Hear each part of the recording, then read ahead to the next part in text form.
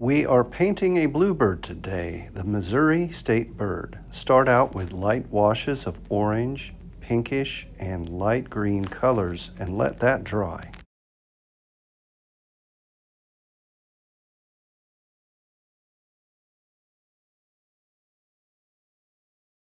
Hello everybody. For this assignment of the bluebird and the almost abstract colored background, it's colored fields, we're going to start out with our green wash, our orange, and our pinkish orangish washes, some of this light rose colored or pink wash, and then into the red.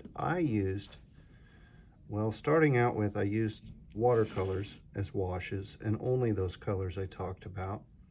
And I also used a blue pastel, a black pastel, and a white to blend the lighter blues in the bird mostly. Brown for the tree branch, and that was watercolor, but I had to stop at different stages. So this is something about painting that we haven't dealt with much.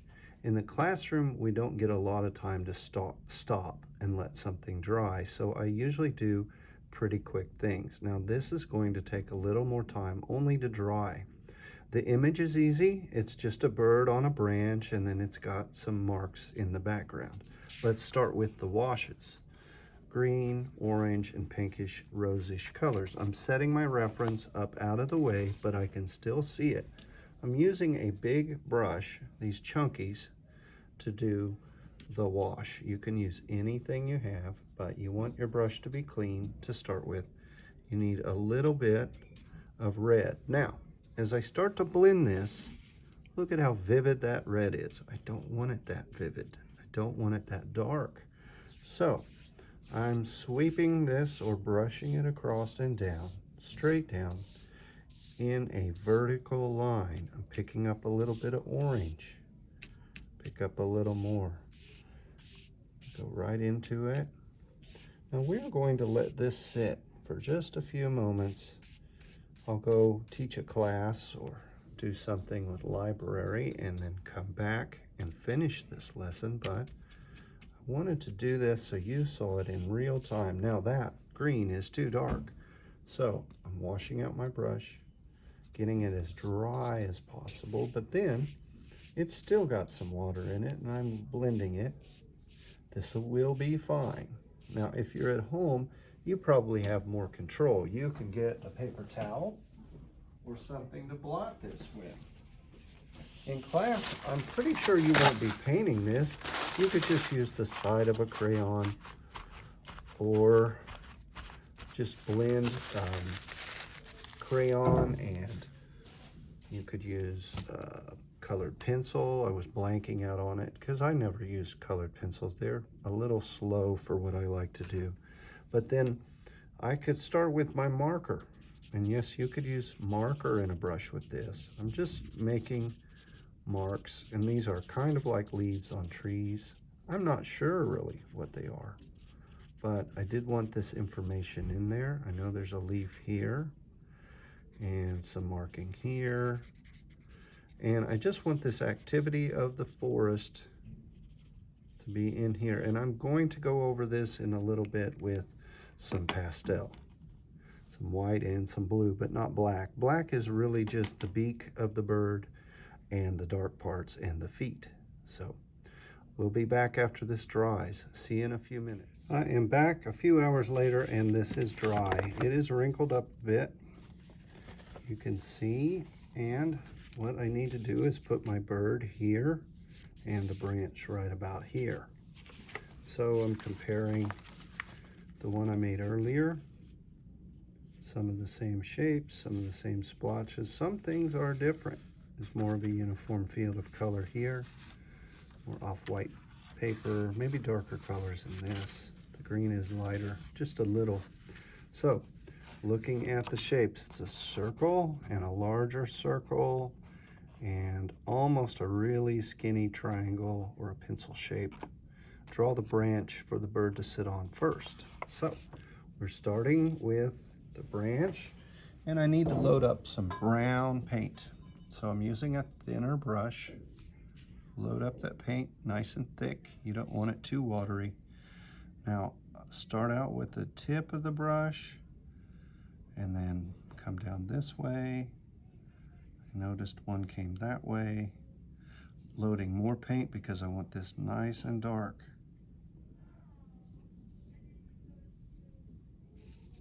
And so that works for my branch. Maybe I want it to come down here so it looks connected. That I saw different in the first version that I saw. I actually found this image online. I don't know who the artist is, but a lot of people draw and paint nature, and it's kind of fun, especially if you have animals that live in your yard that you see every day. You might want to document those animals. And people have made a living out of drawing birds and different wildlife to put on stamps and things like that. Some artists get nominated for prizes and things for entering their work, and it gets chosen and then it's on a stamp. So that's how we get a lot of things. People do the work and then send it in, and other people like it too. I'm adding blue, or I'm adding purple into my blue and making an indigo kind of color. And I'm wanting to saturate that. Right now it looks like a two-part snowman right there floating. And I want to really load up the brush with some darker blue. Put that in. And just let some of this bleed and blend together. And we'll be back with it. I'm actually going to stop one more time and then get back to this and finish it with you, but off to teach another class. So I'm going to let this dry. Now I can start to blend in some of these pink colors. I've got to clean this brush out pretty well. And then I've got this red sitting over here, and it's very light, and I still have a little bit of blue in that brush, so that makes it kind of a purplish. Just moving this around, kind of shapes some more differences to look like branches, things that are out of focus a little.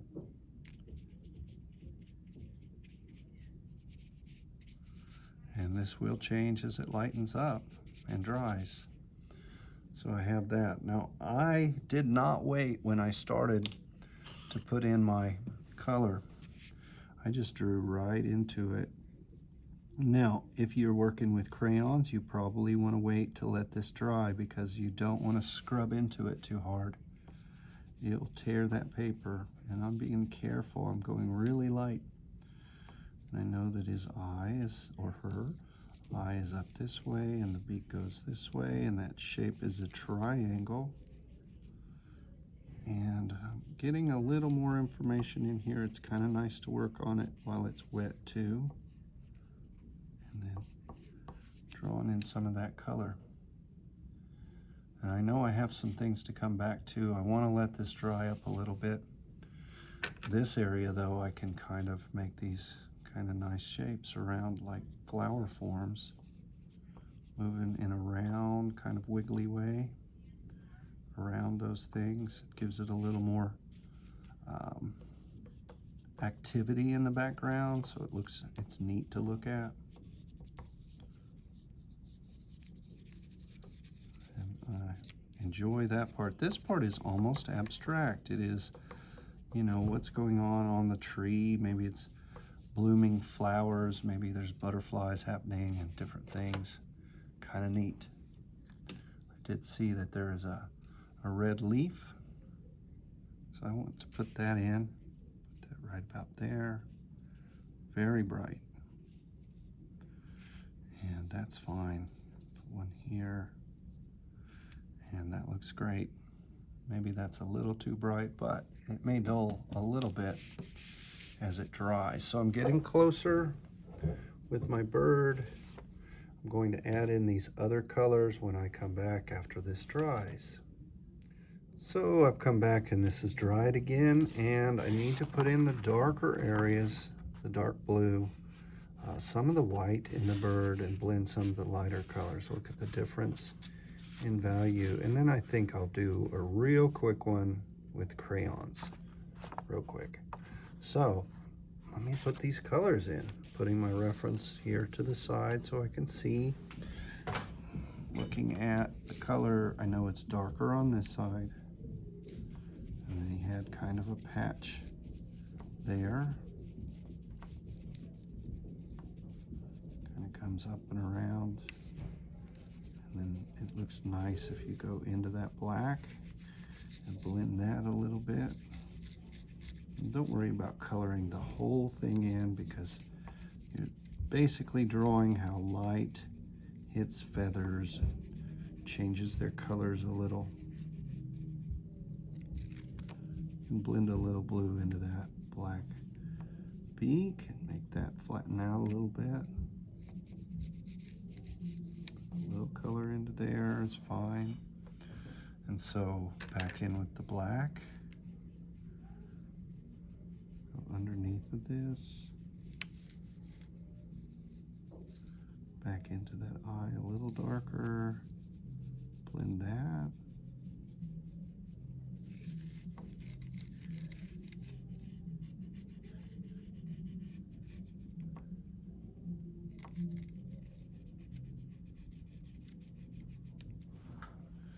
So, pretty much got that. Now, if I want to add a little detail, since I had this black, it's kind of good to lift that, especially if it's next to it. That would work. And there's that. So, grab my white, come into this a little, blend some of that blue, make that a pretty light blue, whitish color. I'm adding a little more white into this because I wanted it to blend more in this one. So there's my Bluebird. And if I want to add some colors into here, add a little more white, because I like this difference. It's kind of neat when you blend those colors together. So if you were doing this with just crayons, keep your reference to the side, or if it's on the screen, great. Got that. What you need is a red color. I've got maroon here, and that will work. I'm skinning this paper. If it's already skinned, you could do this really easily and quickly, but this is how you skin a crayon. And so I've got this paper pulled off. I don't need the whole thing. I'm gonna put my paper in the trash can, because that's where it goes, and not make a mess. Putting that back, I've got this to put away.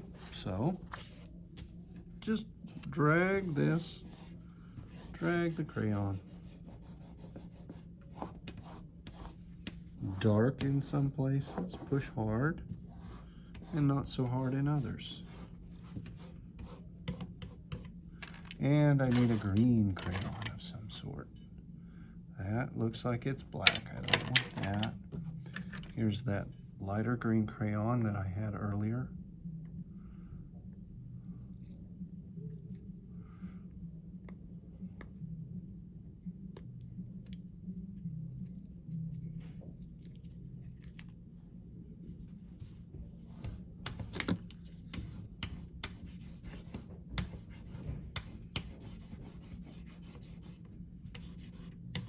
Now I do want some darker green. I'm looking to see if I have some in this old crayon box.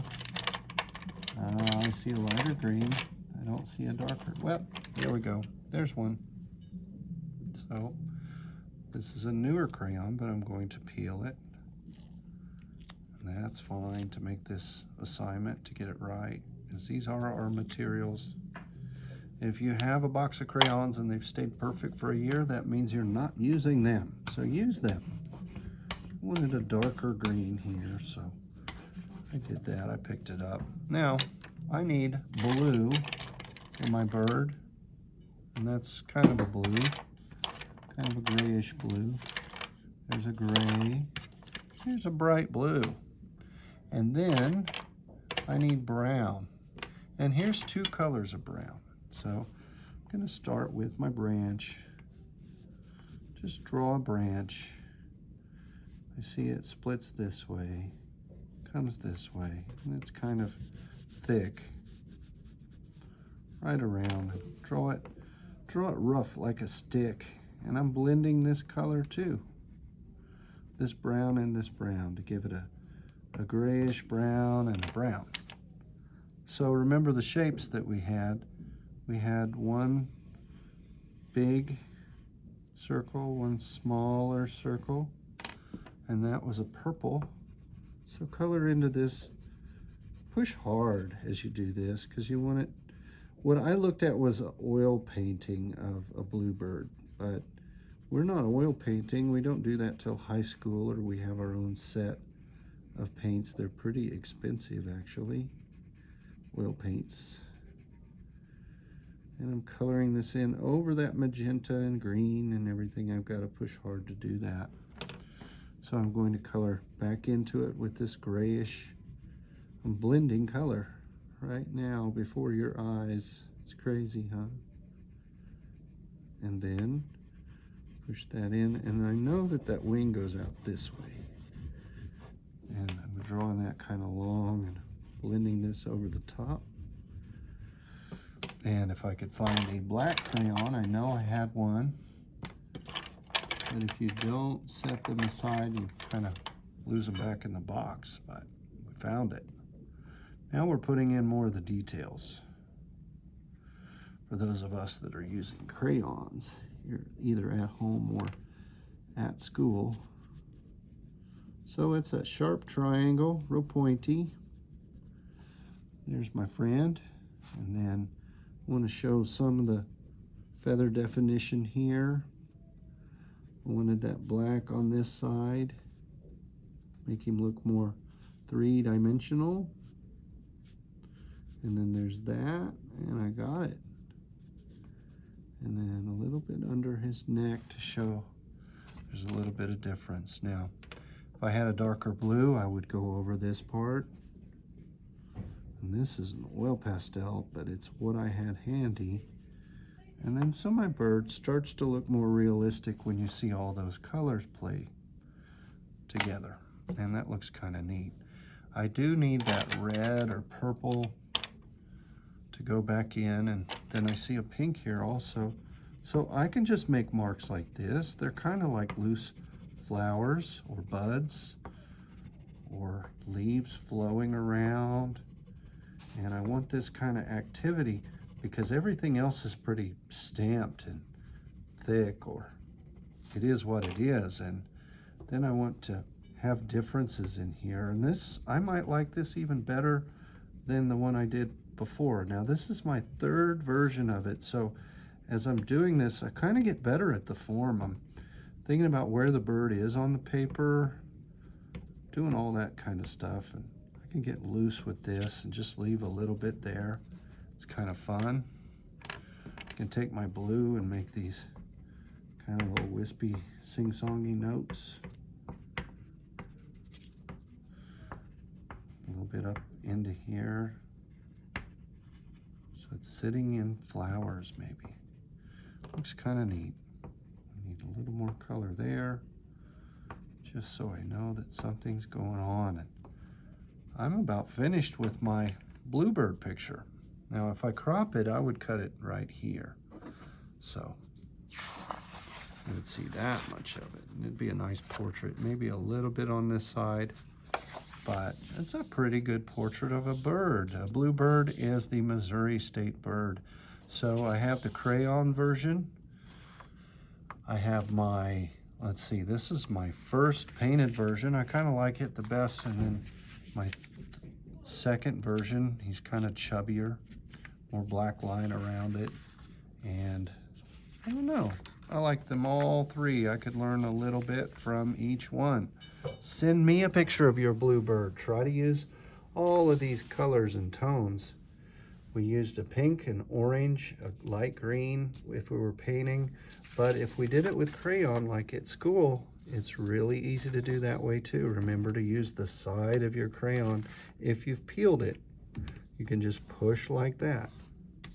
Add more color in, and it looks pretty neat as you do it. So send me the picture of your Bluebird, or if you're in class and you did this in class, just write, "I'm done," or maybe the co-teacher would send me a list of kids that did this assignment on that day, because I have no way of knowing attendance to check back to see what day so-and-so was here.